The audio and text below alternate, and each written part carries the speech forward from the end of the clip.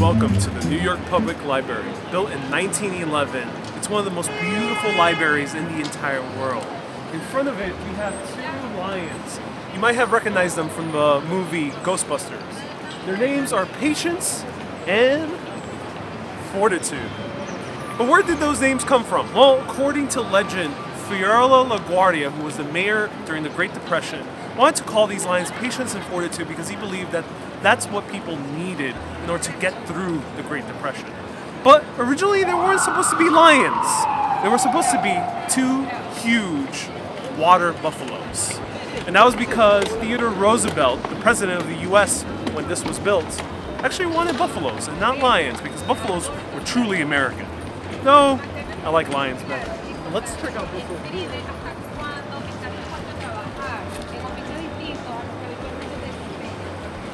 Now, on the very top of the New York Public Library, we have the three libraries that were united in order to make a new public library that was open to the masses. We have the Astor Library, the Lenox, and the Tilden. Three of them united to make this masterpiece we have today with over 43 million books right inside here. And right next to it,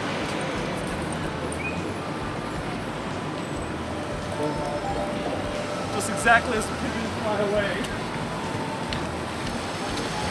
we have a statue called Beauty, and this is Audrey Munson. Now, Audrey Munson was the very first supermodel of America.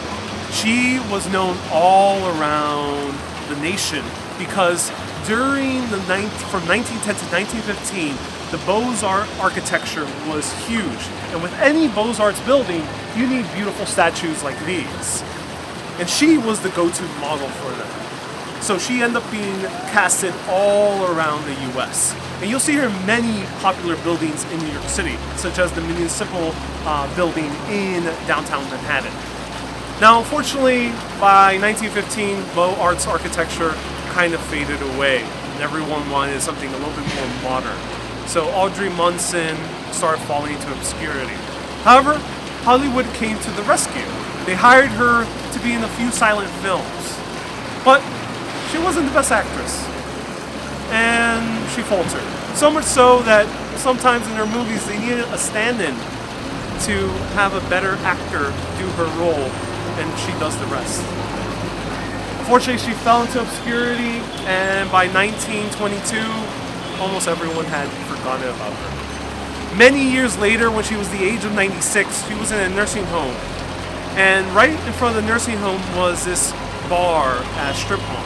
And according to the people at the nursing home, she would sneak out of the nursing home, go to the bar every night or every day, and tell the patrons about stories of old New York.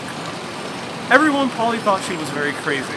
But little did she know that she was the most famous woman in all of New York City, Miss Manhattan herself.